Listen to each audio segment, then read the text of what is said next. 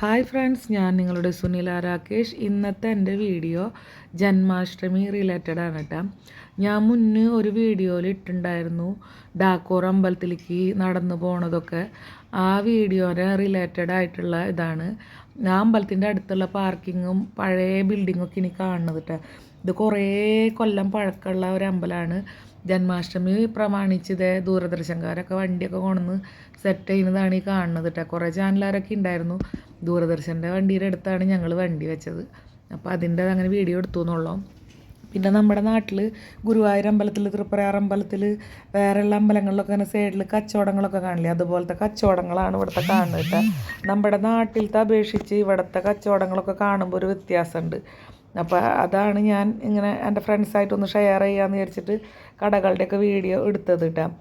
അപ്പോൾ അതുപോലെ ഇവിടെ ജന്മാഷ്ടമിക്ക് ശ്രീകൃഷ്ണൻ്റെ ഡ്രസ്സൊക്കെ ഇല്ലേ, മഞ്ഞ കളറിലെ ഡ്രസ്സൊക്കെ ഇട്ടിട്ട് പിള്ളേരെ തയ്യാറാക്കുന്നത് ഒരു ഇതാണ്. കുട്ടികളെയൊക്കെ കൃഷ്ണനാക്കി അണിയിച്ചൊരുക്കണതൊക്കെ ഒരു ഇതാണ് കേട്ടോ. അതുപോലെ ഇവിടുത്തെ പാത്രങ്ങളൊക്കെ കുറേ വ്യത്യാസങ്ങളുണ്ട് നമ്മുടെ നാട്ടിലെ പാത്രങ്ങളെക്കാളൊക്കെ.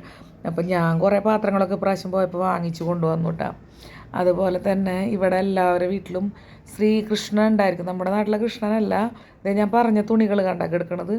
നമ്മുടെ ശ്രീകൃഷ്ണൻ വ്യത്യാസമുണ്ട്, ഇവിടുത്തെ ശ്രീകൃഷ്ണൻ വ്യത്യാസമുണ്ട്. അമ്പലമാണ് ദൂരെ കാണുന്നത് കേട്ടോ. ഇനി ഇതേ അമ്പലത്തിൻ്റെ ഉള്ളിലേക്ക് ഞങ്ങൾ നടന്ന് പോവാണ്. ഇത് സൈഡിൽ ഇതേ അതിൻ്റെ ഡീറ്റെയിൽസൊക്കെ എഴുതിയിട്ട് ഗുജറാത്തിയിലാണ്. പിന്നെ ഞാൻ പറഞ്ഞു തരാം. ഈ ഡാക്കോർ അമ്പലത്തിലെ ശ്രീകൃഷ്ണൻ വന്നിരുന്നു എന്നാണ് പറയുന്നത്. അതെന്താണെന്ന് വെച്ചാൽ ശ്രീകൃഷ്ണൻ്റെ ഒരു വലിയ ഭക്തനുണ്ടായിരുന്നു. അദ്ദേഹം എല്ലാ വട്ടവും പോയിട്ട് ശ്രീകൃഷ്ണനെ പോയി കണ്ട് നല്ല പോലെ സേവയൊക്കെ ചെയ്തിരുന്നു. അപ്പോൾ അദ്ദേഹത്തിന് വയസ്സായപ്പോൾ ശ്രീകൃഷ്ണൻ്റെ അടുത്ത് പോകാൻ പറ്റിയില്ല.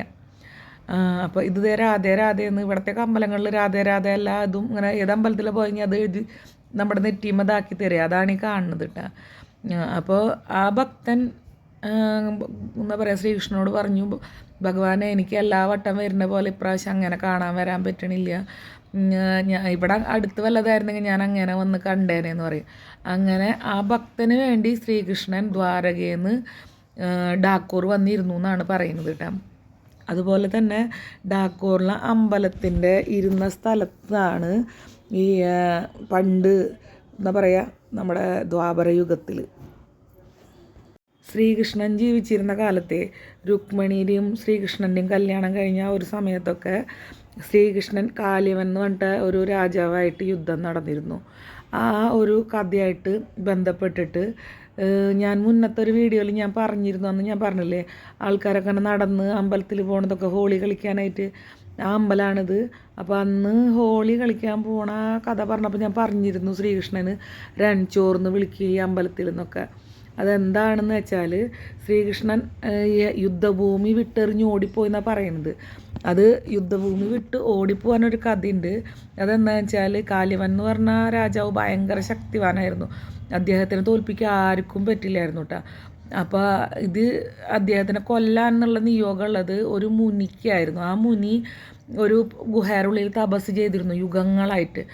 അപ്പോൾ ഇയാളെ തോൽപ്പിക്കാൻ ആർക്കും പറ്റില്ല എന്നുള്ളത് അറിയാം. അപ്പോൾ ശ്രീകൃഷ്ണൻ ആരാണ് കൊല്ലപ്പെടേണ്ടതെന്നുള്ളത് അറിയുന്ന കാരണം ഈ കാലവം എന്ന് പറഞ്ഞ ആളെ ആ സ്വാമിയുടെ അടുത്ത് എത്തിക്കാൻ വേണ്ടിയിട്ട് ഈ രണഭൂമിയിൽ നിന്ന് ഓടിപ്പോയതാണ് കഥ. അപ്പോൾ ശ്രീകൃഷ്ണൻ ഇവിടെ നിന്ന് ഓടണ കണ്ടപ്പോൾ ബലരാമൻ പിന്നാലെ പോയിട്ട്, എന്താണ് ഈ കൃഷ്ണൻ എങ്ങനെ ചെയ്യുന്നത്, ഇത്രയും വലിയ ശക്തിമാനായ ഭഗവാൻ എന്തിനു ഓടിപ്പോയി എന്നൊക്കെ വിചാരിച്ച് പിന്നാലെ പോയി. പക്ഷെ അവിടെ ചെന്നപ്പോഴാണ് സംഭവം മനസ്സിലായത്. ഈ മുനി അവിടെ കിടന്ന് ഉറങ്ങായിരുന്നു. ഉറക്കത്തിൽ എന്താ പറയുക, കൃഷ്ണനെ ഇങ്ങനെ പറ്റിച്ച് ഓരോ കള്ളത്തരങ്ങളും കാട്ടിയിട്ടാണ് കൊണ്ടുപോകണത് കേട്ടോ. അവിടുത്തെ വിഗ്രഹമാണ് ഈ കാണുന്നത് കേട്ടോ. അപ്പോൾ ഇങ്ങനെ ഓടിച്ച് കൊണ്ടുപോയി ഗുഹയുടെ മുന്നിലെത്തിയപ്പോൾ ശ്രീകൃഷ്ണൻ ഇദ്ദേഹത്തിനോട് പറഞ്ഞു, ഈ കാല്യവൻ എന്ന് പറഞ്ഞ രാജാവിനോട് പറഞ്ഞു, ഞാൻ ഓടി മട്ടി ഞാൻ ഒന്ന് കിടന്ന് ഉറങ്ങട്ടെ എന്ന്. അത് ഇദ്ദേഹത്തിൻ്റെ ഒരു സൂത്രമായിരുന്നു. അങ്ങനെ പറഞ്ഞ് ഗുഹയുടെ ഉള്ളിൽ കയറി ഒരു പാറയുടെ മണ്ടയിൽ ഒളിച്ചിരുന്നു കേട്ടോ. അപ്പോൾ പാറയുടെ മണ്ടയിൽ ഒളിച്ചിരുന്നപ്പോൾ ഈ കാല്യവൻ എന്ന് പറഞ്ഞ രാജാവ് ഈ ഗുഹയുടെ ഉള്ളിൽ കയറിയപ്പോൾ കാണുന്നത് ഒരാൾ മൂടി പുതച്ച് കിടക്കണത്. അപ്പോൾ അയാൾക്ക് തോന്നിയത് എന്താണെന്ന് വെച്ചാൽ ഇതേ കൃഷ്ണൻ പേടിച്ച് ഉറങ്ങണമെന്ന്. അങ്ങനെ കൃഷ്ണനെ കുറേ ചവിട്ടി, എനിക്ക് എന്നൊക്കെ പറഞ്ഞ് കുറേ ചവിട്ടി. എന്നിട്ടും കൃഷ്ണൻ ഏറ്റില്ല. ലാസ്റ്റ് കൃഷ്ണൻ പുതച്ച് കിടക്കണ തുണിയില്ലേ, കൃഷ്ണനാന്ന് വിചാരിച്ചിട്ട് ആ പുതച്ച് കിടക്കണ തുണി വലിച്ചെടുത്തു. എന്നിട്ടും അദ്ദേഹത്തിന് മനസ്സിലായില്ല. അത് കഴിഞ്ഞ് കൃഷ്ണൻ എത്തിച്ച് നോക്കുമ്പോൾ പറയും, നീ ഈ സന്യാസീനെ മുന്നിൽ നിർത്തിയാണോ കളിക്കുന്നതെന്ന് പറയും.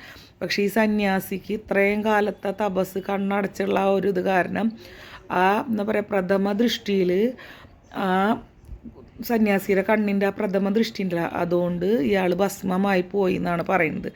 അത് ഈ ഭൂമിയിൽ വെച്ചാണെന്നും പറയുന്നുണ്ട് കേട്ടോ. അതുപോലെ ഈ ഡാക്കോർ അമ്പലത്തിൻ്റെ അടുത്ത് ഒരു നദി പോലെയൊക്കെ ഉണ്ട് കേട്ടോ.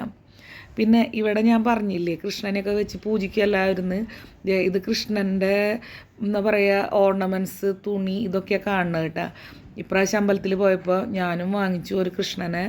അതുപോലെ തന്നെ കൃഷ്ണന് വേണ്ട സാധനങ്ങൾ, കൃഷ്ണന് വേണ്ട ഡ്രസ്സ്, വള, 2 ജോഡി ഡ്രസ്സ് വാങ്ങിച്ചു. വള, മാല, അതുപോലെ തൊപ്പി, അതുപോലെ പീഠം. ഇതിൽ കാണുന്നില്ലേ സാധനങ്ങൾ? ഭയങ്കര തിരക്കായിരുന്നു കേട്ടോ വാങ്ങാനായിട്ട്. ഈ കാണുന്നതാണ് എൻ്റെ കൃഷ്ണൻ. കണ്ട, എൻ്റെ കൃഷ്ണനെ ഞാൻ അണിയിച്ചൊരുക്കി ഇരുത്തിയിട്ടുള്ളതാണ് പീഠത്തിൽ തുണിയൊക്കെ ഇട്ട്. എൻ്റെ കൃഷ്ണൻ നല്ല കുട്ടനായിട്ട് ഇരിക്കുന്നുണ്ട് കേട്ടോ. ലഡ്ഡു ഗോപാലാണിത്. കയ്യിൽ ഇങ്ങനെ ലഡ്ഡു പിടിച്ചിട്ടുള്ള കൃഷ്ണനെ ലഡ്ഡു ഗോപാൽ എന്നാണ് പറയാട്ടോ.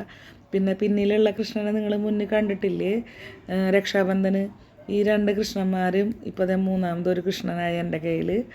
അങ്ങനെ ഈ ജന്മാഷ്ടമി റിലേറ്റഡ് സ്റ്റോറി ഇഷ്ടപ്പെട്ടെങ്കിൽ ലൈക്ക് ചെയ്യുക, കമൻറ്റ് ചെയ്യുക, സബ്സ്ക്രൈബ് ചെയ്യാത്തവരുണ്ടെങ്കിൽ സബ്സ്ക്രൈബ് ചെയ്യുക.